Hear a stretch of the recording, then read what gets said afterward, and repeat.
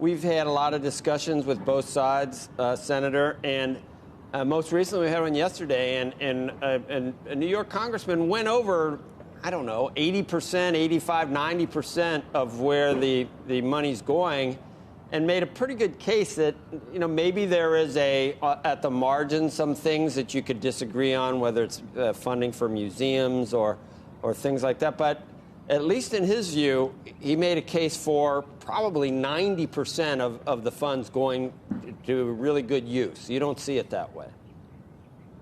Well, it's not going to COVID because the Congressional Budget Office, which is the nonpartisan group we all rely on here, has told us that less than half of this money will be spent in this calendar year. Joe, does anybody believe that next year at this time we're going to be facing the COVID crisis we have? I mean, I think this is crazy because you also have the Congressional Budget Office saying that by mid-year, meaning by June 30, the economy will be back to pre-pandemic levels without any new stimulus. Unemployment is going down. Every economist believes that. Everybody thinks the economy is getting better. The help wanted signs are up. And so, look, there's sectors of the economy that are still hurting, hospitality and travel.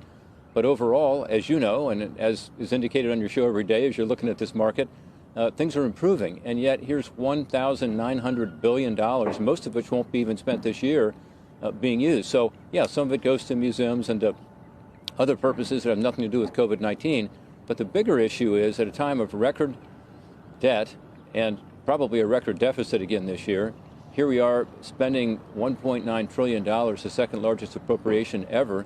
The biggest one was a year ago, at a time when the economy is improving on its own. And there's a real concern. Larry Summers, who's a Democrat economist, and plenty of Republicans have said the same thing, which is there is a real risk here of this kind of massive stimulus overheating the economy, leading to higher inflation. There's already interest rate pressure. So, I mean, I just think it's sad because we could have done, I think, something much more targeted and focused on COVID-19, working in a bipartisan way. We had a group of us willing to do that. As you know, we met with the president. We offered a plan, $750 billion, which is a lot of money, but it focused on everything that has to do with COVID and got the job done. So, anyway, I'm disappointed, and, I think it's going to be making it more difficult to do good bipartisan work going forward. Well, everything you just described is probably not a great omen for the future. Now, you're leaving. We heard about Senator Blunt. He's out. There's 3 or 4 others.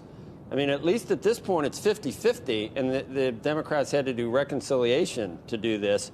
With you gone and all these other people gone, what are the chances for the Senate? And if it becomes 52-48 or something like that, or even worse for Republicans, this is going to happen again and again and again. Did that factor into your thinking at all, or any of the other Republican senators deciding to throw in the towel? Well, I'm confident Ohio will elect a Republican. As you know, Joe, our state has gotten more and more red. In fact, President Trump just won it by 8 points for the second time. I won by 21 points last time. So I think we'll have a lot of really good Republican candidates in the primary. Already 7 or 8 of them have said they're interested. And, all of them would be able to win a primary, win a general election. So I'm not worried about Ohio, and I think other states as well, like Missouri, where Roy Blunt is from, who just announced he's not running again. So I think we can not just hold our numbers, but expand our numbers and get the majority back. Typically, in that midterm after a presidential election, the party in power in the White House loses a bunch of seats in the Senate. And I suspect, given the makeup of the Senate races in 2022, we're likely to pick up a few seats. So I think we'll get the majority back. We'll see.